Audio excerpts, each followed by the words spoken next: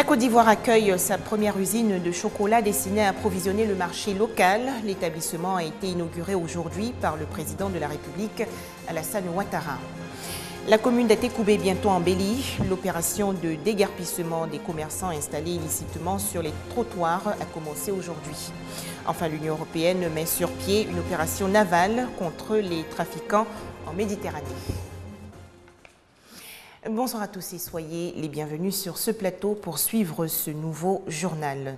Je vous le disais dans les titres, la Côte d'Ivoire a enfin sa première chocolaterie. L'établissement situé dans la commune de Yopougon a été inauguré aujourd'hui par le président de la République, Alassane Ouattara.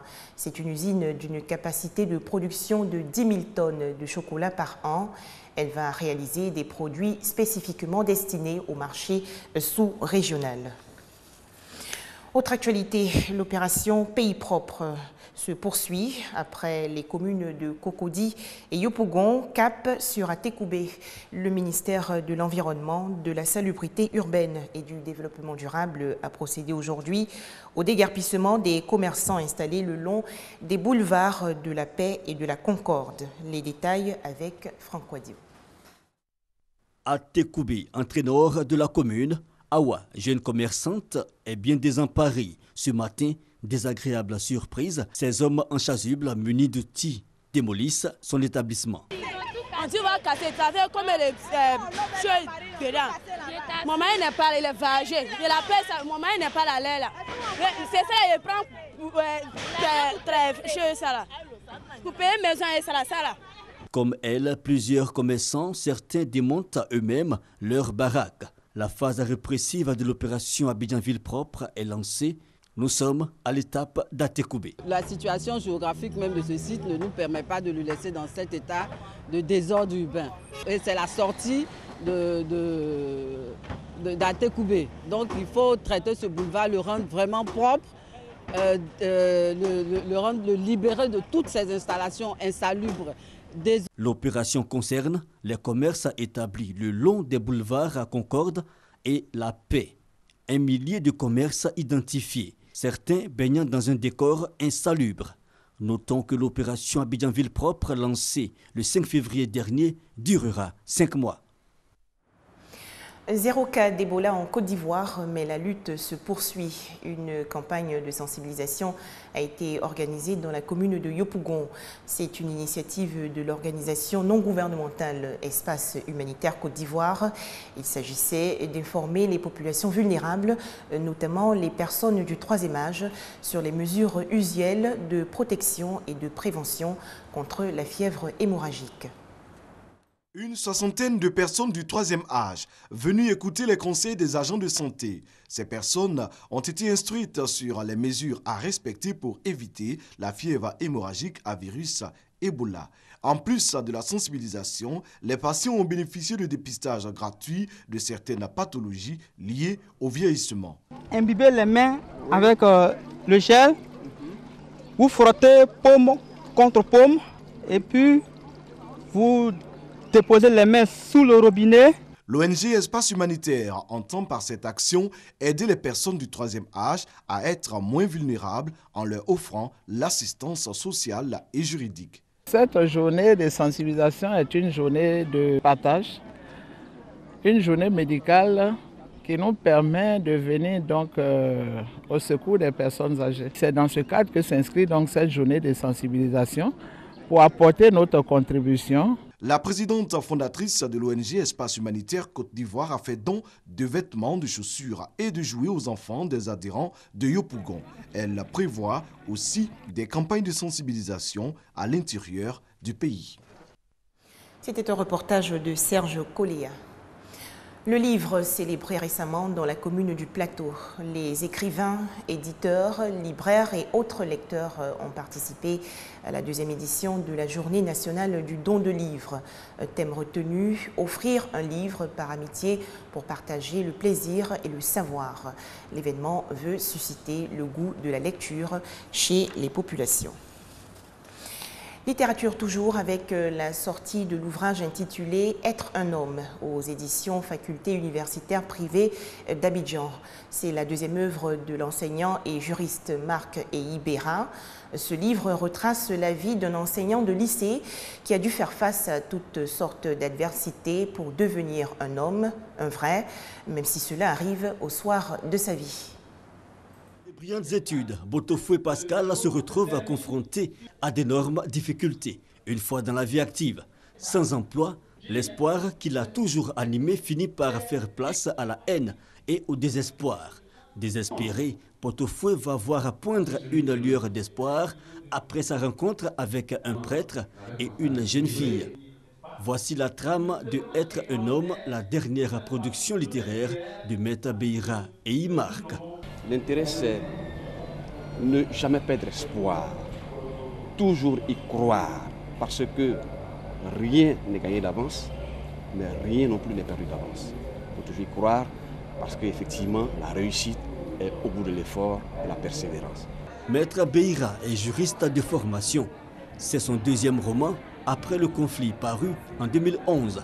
Sa passion à produire des œuvres littéraires suscite l'intérêt du ministère de la Culture et de la Francophonie.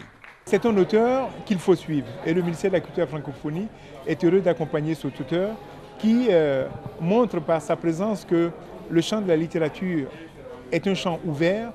La lecture joue un rôle capital dans l'édification de tout individu. Et pour la maison éditrice de Être un homme, Maître Beira Marc est un exemple à montrer aux étudiants. On n'est pas bon économiste, bon juriste si on est fermé à la culture de façon générale. Donc au-delà de ces ouvrages spécialisés qu'on peut lire, il faut aussi lire les autres ouvrages à culture générale qui développent des valeurs. Être un homme, écrit en 220 pages, est disponible en librairie depuis le samedi 15 mai. On faisait le point avec Franck Quadio et Guillaume Zéré. Et pour terminer l'actualité nationale, sachez que la Ligue islamique des prédicateurs de Côte d'Ivoire renforce les capacités de ses membres. La section Trècheville a participé récemment à un séminaire autour du thème « Quelle stratégie pour un appel réussi à l'islam ?» Il s'agit de propager le message de l'islam à tous les musulmans. Quelle stratégie pour un appel islamique réussi? C'est le thème de ce séminaire de renforcement de capacités initié par la Ligue islamique des prédicateurs de Côte d'Ivoire, section Trècheville. Une mise à niveau des imams et prédicateurs afin de leur inculquer de nouvelles méthodes d'enseignement islamique qui prend en compte la pratique efficiente de l'islam. Tellement de choses qui se disent sur l'islam, comment l'islam est présenté. Donc nous avons trouvé bon de faire un séminaire et amener les prédicateurs à leur expliquer à nouveau quel rôle le prédicateur doit jouer et sur quel terrain il doit opérer. Une rencontre, la première du genre organisée par cette section de la LIPSI, bien appréciée des séminaristes. J'avoue que nous avons donc appris beaucoup et ça a véritablement renforcé nos capacités. Je pense que nous sortons de ce séminaire renforcé. Dans les jours à venir, la section LIPSI de Trècheville entend œuvrer davantage à former des prédicateurs au service d'un islam moderne et modéré en Côte d'Ivoire. Des précisions de Konaté Moussa. Remaniement ministériel au Burundi, 4 jours après l'échec du coup d'État. Le président Pierre Nkurunziza a limogé aujourd'hui les ministres de la Défense et des Affaires étrangères.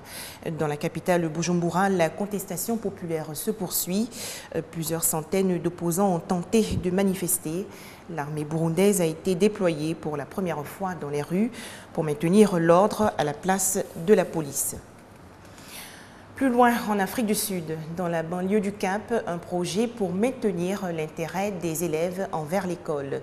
Il a été élaboré par un groupe de mamans, car dans cette localité, moins de la moitié des enfants qui commencent l'école finissent leur éducation. Les raisons sont connues, le chômage et l'abus de drogue. Les enfants de Beacon Valley, un quartier du Cap en Afrique du Sud, aller à l'école le matin est un défi de tous les jours. Beaucoup de parents sont au chômage, certains sont impliqués dans les milieux du crime et de la drogue. Les enfants sont donc souvent laissés à eux-mêmes, mais un groupe de mamans essaye de remédier au problème. Beaucoup d'enfants ne vont pas en classe le matin. Parfois les pères ne vont pas au travail, les mères prennent des drogues et ils ne se lèvent pas le matin. C'est pour ça qu'on doit venir les réveiller.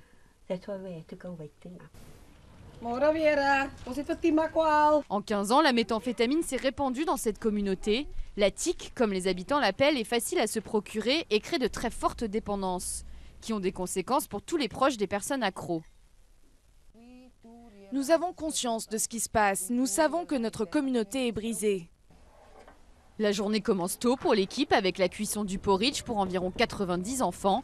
À 7 h, elle frappe aux portes pour réveiller les enfants du lit, les nourrir et s'assurer qu'ils soient en classe à 8 h. Elle récupère aussi des uniformes d'occasion, les raccommode et les distribue. Ils se font chahuter s'ils ne sentent pas bon ou si leurs vêtements sont... Vous savez que les autres vont les traiter différemment. Quelle que soit la situation à la maison, le minimum c'est de faire en sorte que les enfants soient aussi à l'aise que possible à l'école pour qu'ils se concentrent sur les cours et rien d'autre. Car c'est de ça qu'il s'agit, leur donner les meilleures chances possibles. D'après un rapport du Forum économique mondial, 70% des 15-34 ans sont au chômage en Afrique du Sud. Dans cette région, moins de la moitié des enfants qui ont commencé l'école en 2013 devraient finir leur scolarité. À Beacon Valley, ces femmes se sont données pour mission d'inverser la tendance. Du côté de l'Europe, on veut mettre fin à l'immigration clandestine. L'Union européenne met sur pied aujourd'hui une opération navale. Il s'agit du déploiement de bâtiments de guerre et d'avions de surveillance des armées européennes au large de la Libye, pays devenu la principale plateforme du trafic. L'Union européenne met sur pied à partir de lundi une opération navale contre l'activité des passeurs en Méditerranée. Une mission sans précédent qui va entraîner le déploiement de bâtiments de guerre et d'avions de surveillance pour lutter contre les filières qui mènent de nombreux migrants à la mort. L'opération requiert un accord des Nations Unies et ne sera véritablement lancée qu'en juin. Enfin, aux États-Unis, la police n'est plus habilitée à utiliser les véhicules blindés à chenilles et certaines armes de gros calibre. Décision prise par le président Barack Obama pour apaiser les tensions avec les forces de l'ordre à la suite des incidents violents et consécutifs à la mort de jeunes Afro-Américains, notamment à Ferguson, dans le Mississippi. Voilà, c'est tout pour ce soir. Merci à vous de nous avoir suivis.